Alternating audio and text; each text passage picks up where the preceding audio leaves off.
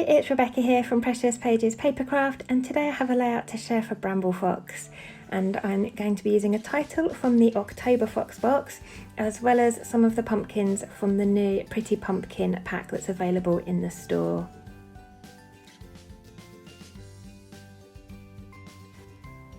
So I'm using the family title from the October Fox box, and that's a lovely pink colour. And the Pretty Pumpkins I've got the orange colourway, so they come in two different colours. I've got the orange ones with the grey pumpkin patch signs. So I'm going to try and stick to an orange and pink colour scheme, which I thought was quite pretty for fall. And I'm scrapping an older photo. This, I think, is from 2018. It's from a pumpkin farm we took our little boy to. And it had this gorgeous display of pumpkins in the background. You could sit on a hay bale, and a lovely person offered to take a photo of the three of us. It's quite rare we get photos with all three of us in, so this was quite a nice one. And I'm going to try and extend my title to Family is Wonderful. And I'm using Paige Evans' Wonders collection for this, which is quite an odd choice of collection, I thought, for a sort of autumn fall kind of layout. But the colours worked perfectly. There's so much orange and pink in this collection that when I started flicking through it, I was just totally inspired. So it pulled loads of bits out in oranges and pinks. Now the word wonderful I've fussy cut from one of the pattern papers. It's the one that's got wonderful written repeatedly in different colours. So I've pulled out the orange one. My title, The Family, was pink, so I thought I'd pull out the orange wonderful. But then I decided I wanted to add a bit more colour to it. It was looking a bit kind of pale on the page. So I'm using the August 2021 Hip Kit colour kit here, and just got two of the three stamps. Got the pink one and the yellow one. I'm using an ink blending brush here, and I'm just trying to give a bit of an ombre effect to these letters. So I'm starting off with orange at the bottom, yellow at the top, then I'm going to come in with the pink at the bottom, and then where they kind of cross over in the middle, it will give me a lovely orange colour. And I absolutely love how these turned out, super pretty. I've not bothered applying any gesso or anything to these letters. I'm not adding any water. I'm just going on dry with the ink and a blending brush. I really love the effect they give. I just feel like they matched my layout and the colour scheme so much better once I'd done this. So I'll skip through the rest of that for you. It's a bit repetitive to watch. I've got all my letters all inked up now. I'm just going to pop those to one side. And I hadn't planned on adding any mixed media to this background at all, but I'd done those letters and then I had the inks out, so I felt inspired and thought, why not? So I'm just going to add a little bit of colour to my background, just behind the area where you saw everything is going to sit there. So I'm just mixing the two colours again to create an orange, adding a bit of water and just doing the packaging technique to add a bit of that to the background. I don't want anything too bright and bold. And I'm soaking off the excess with a kitchen towel. Again, I've not bothered with gesso because I'm not adding a huge amount of water, and I'm soaking the excess up. So it's kind of minimal warping to my page, and I'm not worried about moving the colour around or anything. It was just a quick, simple area of mixed media. So I've done that sort of pale orange colour, then I've come in with the pink and added some splatters. And as I've got that pink left over on my packaging, I decided why not add that to the page as well. So I've added a bit of pink, and it's obviously come out a bit bolder now. So again, just mixing those colours to try and get some orange. And yeah, so now my mixed media has ended up a lot bolder than I had initially planned. I'm not doing bad. I've gone from not wanting to use mixed media to thinking I'll have some pale mixed media to now having some bright bold mixed media. But sometimes that's how it goes. Inspiration just kind of takes hold, and things just evolve in front of you before you realise you've even done them. So like I said, I'm using Paige Evans' Wonders collection. I've fussy cut quite a few bits to use already, just off camera. So those mandalas have been fussy cut from one of the pattern papers, and so has that little floral cluster you see to the right of my photo there. And I had these two sections of striped paper left over from a previous layout, and I thought I'd add them behind my photo, but I wasn't really keen on having it as a whole.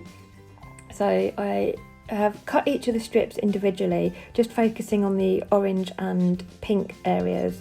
And I've decided I'm gonna just have each individual strip with a bit of a gap in between, so that I'm not completely covering that mixed media and that some of it still shows through. Obviously, once I've added my photo and embellishment, a lot of that mixed media is going to get covered up, as is always the case. So I wanted to have some of it peeking through, which is why I've cut the strips individually. And I love a bit of texture on my pages, so I'm just using the blade of my scissors here to distress the edges of those as well.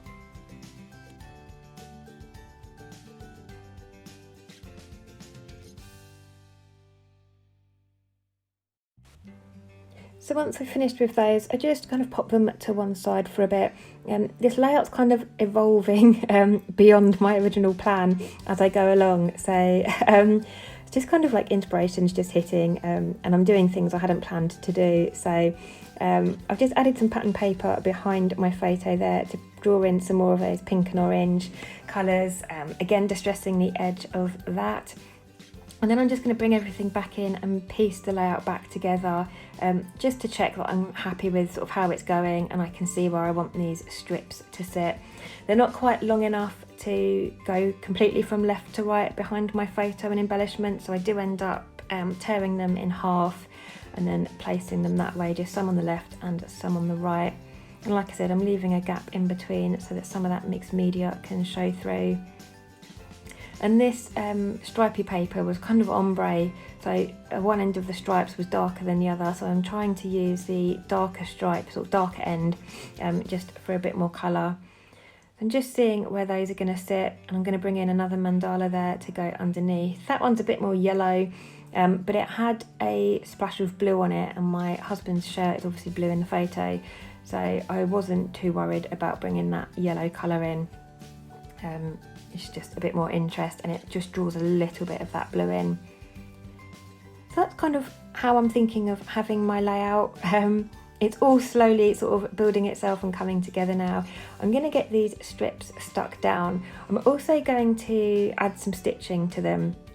I wanted to draw in some gold thread. I just thought gold would go really nice with this pink and orange colour scheme. So I initially start piercing some holes to hand stitch because I know that my gold thread does not get on with my sewing machine. And it wasn't going through very easy. I was using a really narrow, really tiny needle, and it's just a bit hard. So I thought, you know what, I'm going to give it a go. I'm going to get my sewing machine out and try. So you'll notice I start piercing holes and then I stop, go off camera and attempt the sewing machine. And within about 4 threads, it had snapped the thread, and I was like, oh, okay. So yeah, I lost about 4 stitches, and that was the end of the sewing machine. And I did end up going back to hand piercing holes and then hand stitching some gold thread. But I don't go all the way along. I literally just do the end of each strip. You can see here, there was no point stitching all the way, especially by hand, all the way across, because most of it's going to be covered up. And I've added just some tape in the centre parts there just to keep everything in place.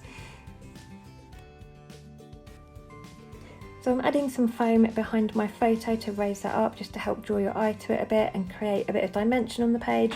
And now I'm happy with how things are going. I don't think it's going to evolve beyond this, so I start committing and getting things stuck down.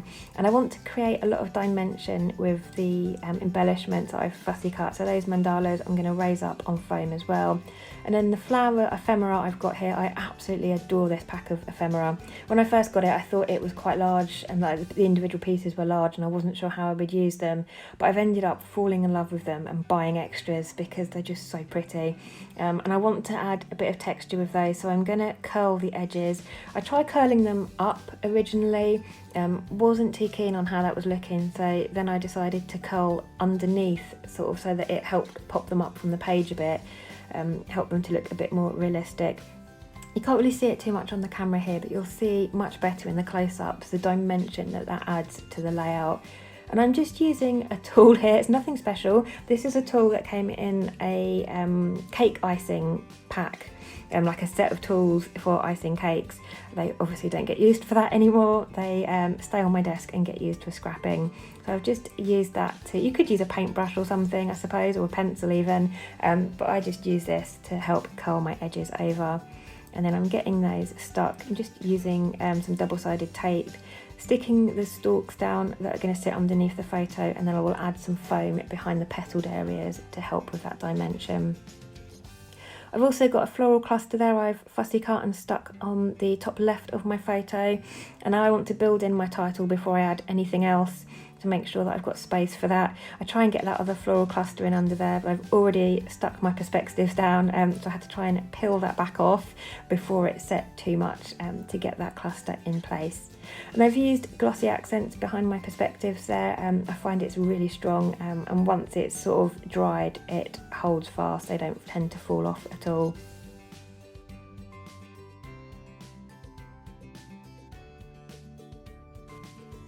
And now I want to get those wonderful letters stuck down.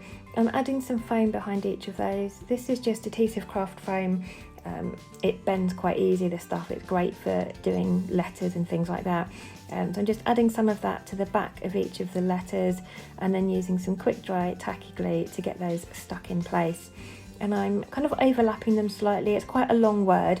I didn't want it going completely across the whole page, because on the pattern paper it takes up the whole 12 inches.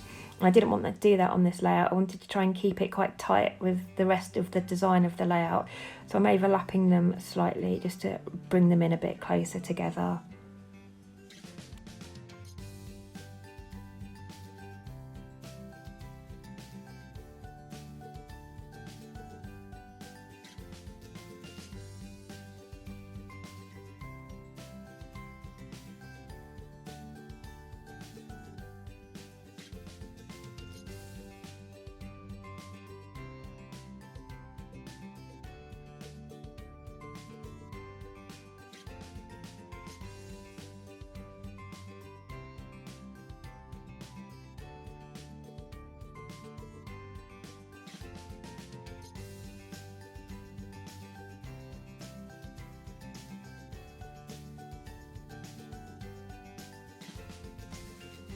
And then once I've got that in place, I'm going to bring in those pumpkins from the Pretty Pumpkins set. And like I said, I've got the orange ones. They've got gorgeous etched details on them. I think they're absolutely super. So I'm just going to add 2 of the pumpkins, one to the left of my title there, and then just one above, nestled in behind that floral cluster.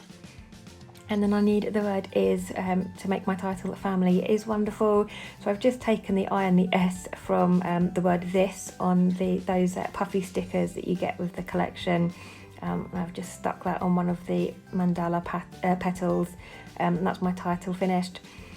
And then I've got a couple of butterflies here that I've fussy cut in pink and orange. I'm gonna stick those to the top there. I've got a couple of extra ones that I'd cut, so I think I add one in the end down the bottom there under my title. I like to have things kind of balanced and symmetrical on the page, so I've got some butterflies top left, so I feel like I needed at least one bottom right, so I've stuck that one down there. There's a couple of flowers I'd fussy cut, just 2 I think. I'm just going to add those in, raise those up on some foam. And that's it, almost done. It's come together quite quickly, considering when I sat down, this is kind of not the direction I saw it going in. It just kind of, this inspiration took over, and it did actually come together quite quickly. And I'm just going to finish off with some splatters now. So this is watered down white gesso. I like to use this for my splatters. I find it sits on top of things as opposed to soaking in, so it stays quite a true white colour as opposed to taking on any other colour from mixed media underneath it or anything.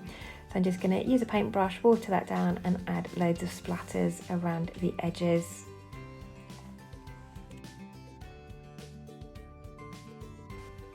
And then just to finish off, I'm going to do the same thing with that pink ink. Just stamp it down on some packaging, water it down, and add some splatters around the edge. And that is my layout complete today. So thank you very much for joining me. I will pop some links in the description box below to the Foxbox subscription page where you can sign up for your monthly subscription. and also to the store where you'll find those pretty pumpkins as well. They are already uploaded on the website, so they are already available to buy.